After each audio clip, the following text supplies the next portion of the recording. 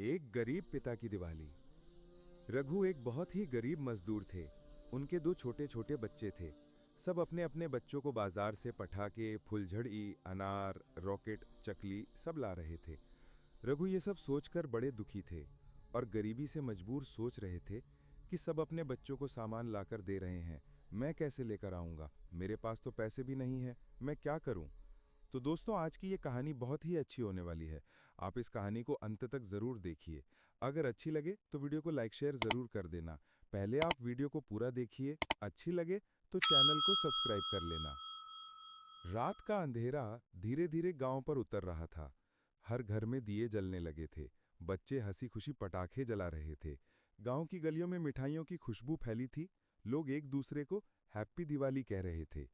लेकिन उसी गांव के किनारे एक टूटी झोपड़ी थी, जहां मिट्टी की दीवारों में दरारें थी, छत से हवा आ रही थी और दरवाजे पर एक पुराना पर्दा लटक रहा था। वहीं रहते थे रघु, जो एक गरीब मजदूर थे, दिन भर ईंट गारा ढोने वाला इंसान, जिसके हाथों की लकीरों में अब सिर्फ दर्द और थकान बची थी। आज दिवाली थी, पर उनके घर में ना मिठाई थी, ना दिए, ना पटाखे। बस एक छोटा सा मिट्टी का दिया, जिसकी लौ भी हवा से कांप रही थी। सुबह से शाम तक रघु काम पर थे। सोच रहे थे कि आज बच्चों के लिए कुछ लेकर जाऊंगा, पर मालिक ने कहा, रघु इस हफ्ते पैसे नहीं है, अगले हफ्ते ले लेना। रघु ने गिड़गिड़ाते हुए कहा, साहब आज दिवाली है, मेरे बच्चे मेरा घर इंतजार कर रहे हैं। पर मालिक ने बेरुखी से कहा, रघु मुझे दान नहीं बांटना, जा कल आना। रघु ने चुपचाप सिर झुका लिया। आंखों से आंसू निकल आए, पर उसने किसी को दिखाए नहीं। रास्ते में उसने देखा, बाजार सजा हुआ था। हर दुकान पर रंगीन लाइटें, बच्चे खुशी से झूम रहे थे। सोनू और पायल का चेहरा रघु के दिमाग में घूम रहा था। वो भी तो सुबह से इंतजार कर रहे होंगे, पापा पटाखे लाएंगे। वो जेब में हाथ डालते हैं तो कुल 150 रुपए थे। उनसे तो ना फुलझड़ी आएगी और ना ही मिठाई। वो एक दुकान के पास रुके। देखा एक बच्चा अपने पिता से कह रहा था, पापा वो बड़ा वाला अनार चाहिए। पिता मुस्कुराते हुए बोले, ले बेटा ले ले, आज तो दिवाली है। रघु ने धीरे से सिर झुका लिया। उनकी आंखों में नमी थी, कदम भारी थे और दिल जैसे पत्थर बन गया था। जब वो घर पहुंचे तो बच्चे भागते हुए आए। पापा पापा पटाखे कहाँ हैं हमारे? रघु मुस्कुराए, चेहरे पर मजबूरी की झूठी खुशी ओढ़ ली। कहा, बेटा आज दुकानें बंद हो गई थी, कल सुबह जल्दी जाकर लाता हूं। आज दिए जलाते हैं हम सब मिलकर। पायल ने कहा, कोई बात नहीं पापा, हम दिए जलाएंगे।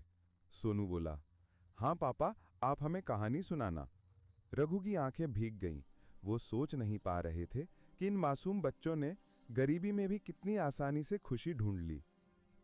रात को जब बच्चे सो गए, रघु चुपचाप बाहर निकले। गलियों में बच्चे रॉकेट चला रहे थे। हर तरफ चकाचौंध थी। वो झुके। जमीन पर कुछ बुझी हुई फुलझड़ियां पड़ी थीं। कहीं कहीं उनमें थोड़ी चिंगारी बाकी थी। वो सब उठाकर अपनी जेब में रख लीं। घर लौटे और सोच रहे थे कि कल शाम को बच्चों के लिए कुछ तो होगा। अगले दिन सुबह को रघु अपने काम पर चले गए। सारे दिन काम किया और जब शाम को घर लौटकर आए, बच्चे दौड़कर बाहर आए। रघु ने मुस्कुराते हुए कहा, देखो बेटा, मैं तुम्हारे लिए पटाखे लाया हूं। सोनू और पायल के चेहरे चमक उठे। वो फुलझड़ी जलाने लगे। थोड़ी थोड़ी चमक उनसे निकली, पर बच्चों की हंसी पूरे आंगन में गूंज उठी। वाह पापा, देखो हमारी फुलझड़ी भी कितनी सुंदर है। रघु पीछे खड़े देख रहे थे। आंखों से आंसू गिर रहे थे, पर चेहरे पर शांति थी, क्योंकि उन्होंने देखा गरीबी के बीच भी उनके बच्चों ने खुश रहना नहीं छोड़ा। उनकी पत्नी चुपचाप पास आई, धीरे से बोली, रघु, तुम बच्चों को कभी निराश नहीं करते हो, पर खुद को कब खुश करोगे? रघु ने कहा, जब मेरे बच्चे बड़े होकर मुस्कुराएंगे, उसी दिन मेरी असली दिवाली होगी। शाम को जब सबने मिट्टी के दिए जलाए, रघु ने बच्चों को गोद में लिया और कहा, बेटा याद रखना, दिया छोटा हो या बड़ा, अंधेरा मिटाता जरूर है। जैसे हम गरीब हैं, पर हमारे दिल में जो रोशनी है वो किसी से कम नहीं। बच्चों ने मुस्कुराकर कहा, पापा हमारी सबसे अच्छी दिवाली तो आपके साथ है। रघु ने आसमान की ओर देखा, जहां रॉकेट चमक रहे थे, और बोले, शायद भगवान ने भी देख लिया होगा, जो इस गरीब के बच्चे इतने में ही खुश हो गए। तो दोस्तों, कभी-कभी दियों से ज़्यादा रोशनी गरीब के दिल की सच्चाई से निकलती है, और असली दिवाली वही होती है जहां खुशियां खरीदी नहीं, महसूस की जाती हैं। अगर आप किसी की मदद करने लायक हैं, तो किसी गरीब की मदद ज़रूर करें। जिसके पास पैसे ना हो, आपकी थोड़ी सी मदद किसी गरीब के घर में खुशियां ला सकती है।